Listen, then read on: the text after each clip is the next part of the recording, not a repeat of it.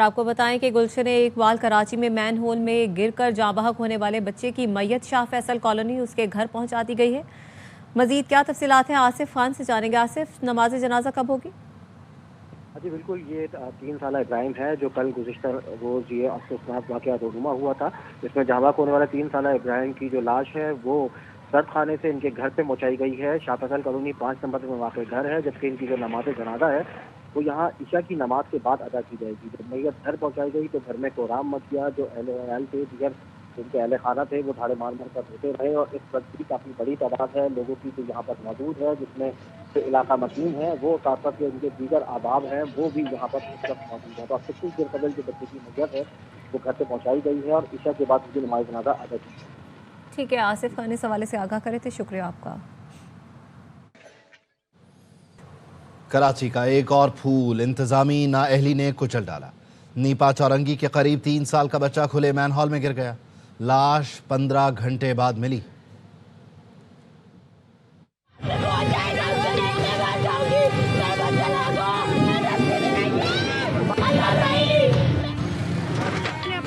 के तहत काम किया, डीजल तक उस मशीन के अंदर हमने खुद बेयर किया। कोई भी नहीं आया मदद के लिए, चावल हम खुद आगे से लेके आए। इन्होंने बहुत देर कर दिया। ये 15,000 मैंने सुना आप लोगों ने ये तो चंदा। जी जी बिल्कुल।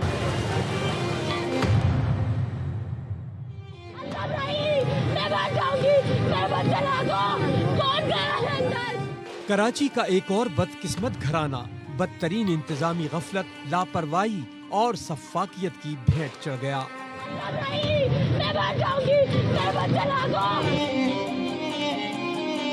शाह फैसल कॉलोनी का 3 साल का इब्राहिम नीपा पुल के करीब डिपार्टमेंटल स्टोर के सामने खुले गटर में गिरा तो एक तरफ माँ रोती पीटती और चीखती चिल्लाती रही तो दूसरी तरफ बाप सरकारी बाबुओं को रिश्वत देने के लिए 15,000 रुपए जमा करता रहा।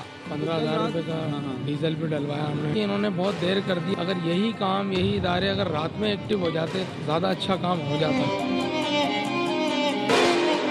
इब्राहिम के वालिद ने बताया कि पैसे देकर मशीन लाने के बाद डीजल भी अपने पास से डलवाया। मैंने अपनी मदद आपके तहत काम किया, मशीन अरेंज की, इवन की डीजल तक उस मशीन के अंदर हमने खुद बेयर किया। कोई भी नहीं आया मदद के लिए, चावल हम खुद आगे से लेके आए, उसको पैसे दिए।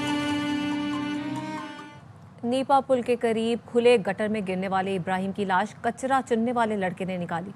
लड़के ने इल्जाम लगाया कि पुलिस एहलकारों ने थप्पड़ मारे। इलाका कौंसल कबीर का कहना है वाटर कॉर्पोरेशन के हुकाम को गटर लाइनों का इल्म तक नहीं था। मैंने उठा के अंकल को दिया था, मैंने डाला है मैंने। पुलिस वाले मेरे को उतार गए, बोले तू कौन है? मैंने बोला मैंने ढूंढा है। तूने ढूंढा है? मैंने बोला सही है। वो मेरे को चमाटे मार गाड़ी से मेरे को उतार दिया उधर से। बच्चे ने ढूंढ के फिर वो सुजुकी के अंदर डाला है उसको और फिर ये यहाँ जो है ना घर वालों के हवाले किया गया है। बच्चे को क्रेडिट जाता है क्योंकि कल रात से मुख्तलिफ वाटर बोर्ड के दायरे जा रहे थे। इनको तो पहले तो ये कि लाइन का ही नहीं पता कहाँ से कौन सी लाइन कहाँ जा रही है।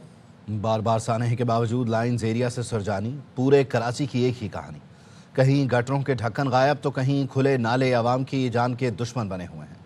गुरु मंदिर के मरकजी चौक पर खुला मैन हॉल भी इंतजामिया को मुँह चढ़ा रहा है। सुधार के दावे बहुत किए गए, लेकिन मुख्तलिफ इलाकों में क्या सूरत हाल है हमारे नुमाइंदे आपको दिखा रहे हैं।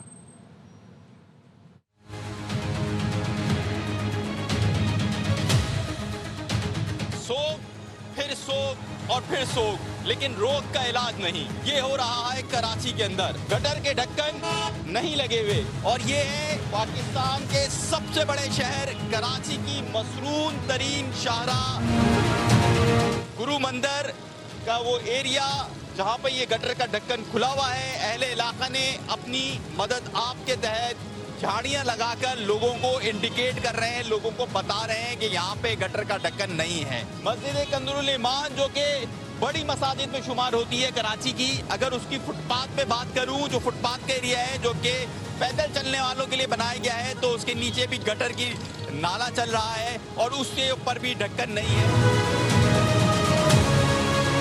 शादमान टाउन का इलाका है जो अंडा मोड़ तक ये सड़क जाती है। इस नाले पर हिफाजती दीवार के न होना एक किसी भी हादसा का सबब बन सकता है। नौ ताज़ाबाद टाउन इंतजामिया की जानिब से ना तो नाले की सफाई की गई। ये 1 किलोमीटर का पूरा ट्रैक है। यहाँ बच्चे शाम की औकात में क्रिकेट भी खेलते हैं। लाइन्स एरिया से गुजरने वाली मरकजी सड़क मुबारक शहीद रोड के ऊपर मौजूद है। इस रोड के ऊपर मुतादिद मकामात के ऊपर गटर के ढक्कन गायब हैं। इस रोड के ऊपर से हज़ारों की तादाद के अंदर बड़ी तादाद में कराची के तलबा व तालिबात और शहरी यहाँ से गुजरते हैं। इलाका मकीनों ने एक मरतबा फिर वज़ीर आज़म से मुतालबा किया है कि हंगामी बुनियादों के ऊपर इन तमाम के तमाम इलाकों के अंदर जो खुले हुए ढक्कन हैं वहाँ पर कवर फराहम किए जाएँ। मशीनरी ना देने के इल्ज़ाम की तहकीकात होंगी। ये इंक्वायरी भी कराएंगे कि शहर के बीचों बीच मैनहोल खुला था तो क्यों ढक्कन नहीं लगाया गया। मेयर कराची मुर्तज़ा वहाब का ऐलान, कहा अहले खाना से ज़्यादा सियासी लोग वाक़े को इस्तेमाल करने की कोशिश कर रहे हैं। सीसीटीवी निकलवा रहा हूँ, अमले की कोताही हुई तो कार्रवाई होगी। कल रात का जो बदकिस्मत अनफॉर्चुनेट वाक़या है नीपा चौरंगी पे होने वाला, सियासत इसके ऊपर करने की कोशिश की गई। तनकीद करने वाले लोग हैं वो अगेन इसको सियासी मकसद के लिए इस्तेमाल करेंगे।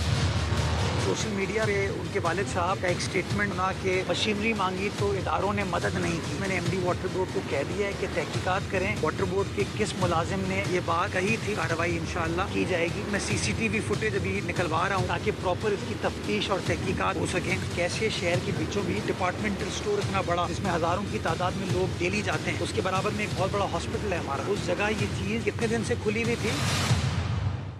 कराची का कोई वाली वारिस नहीं, सिंध हुकूमत कब्ज़ों के सिवा कुछ नहीं कर रही। अमीर जमात इस्लामी हाफिज़ नईमुर रहमान कहते हैं सूबाई हुकूमत ने 15 साल में शहर के 3,360 अरब रुपए हड़प कर लिए। आइन से खिलवाड़ करने वाले कहते हैं 18वीं तरमीम से छेड़छाड़ नहीं करने देंगे। 3.5 करोड़ की आबादी के इस शहर का कोई पूछने वाला नहीं है, कोई वाली वारिस नहीं है। मेयर साहब जैसे भी बनकर आ गए, इन्होंने कहा था कि हम गटर के ढक्कन लगाएंगे और ये करेंगे और वो करेंगे। सारे इदारे अपने कब्जे में करके रखे हुए हैं और शहरियों के साथ ये सलूक हो रहा है। इख्तियारात ये मुंतकिल करते नहीं है। एक सड़क टाउन का चेयरमैन बना दे कोई तो इनको तकलीफ होती है और कहते हैं कि सिंध हुकूमत ने पैसे दिए। सिंध हुकूमत तो कब्जों के अलावा कर क्या रही है? अभी बिलावल साहब ने फरमाया 18वीं तरमीम से छेड़छाड़ न की जाए, आइन से खिलवाड़ करेंगे, 18वीं तरमीम से छेड़छाड़ नहीं करने देंगे। ये क्या ड्रामा है? ब्यूरोक्रेसी को मकामी हुकूमतों के मातहत होना चाहिए। बच्चे का मैनहॉल में गिरना निहायत ही अफसोसनाक है। यह मुजरिमाना गफलत है, जिम्मेदार को सजा मिलनी चाहिए। सीनियर सूबाई वजीर शर्जील इनाम मेमन का सिंध असम्बली में इजहार ख्याल, कहा कोई कानून से बालातर नहीं, तहकीकात में तयन हो कि मेरी जिम्मेदारी थी तो मुझे भी इस्तीफ़ा दे देना चाहिए। अफसरान दफातर से निकल कर फील्ड में जाएं और देखें कि क्या मसाइल हैं।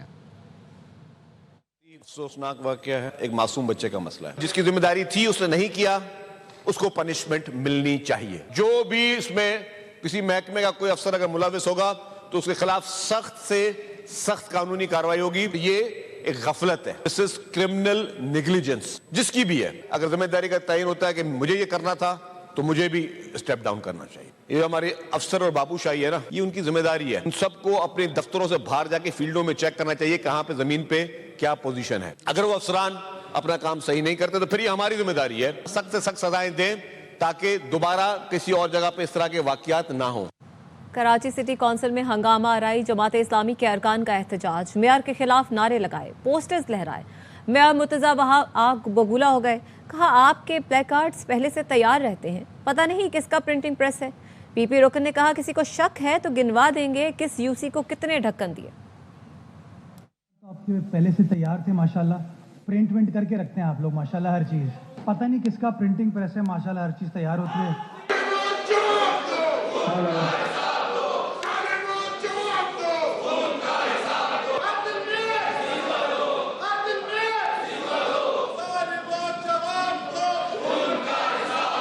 अगर किसी को शक है तो हम बाकायदा तौर पे वो रिकॉर्ड मीडिया में पब्लिश कराएंगे कि किस किस चेयरमैन को कितने कितने ढकने दिए गए।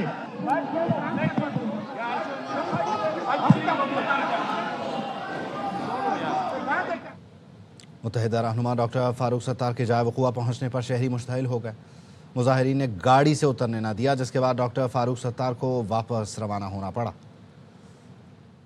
ये फारूक सत्तार जब गाड़ी आए दबाया से, ये फारूक सत्तार बैठा है गाड़ी पे, नंबर प्लेट देखो इस गाड़ी का, दबाया से। ये फारूक सत्तार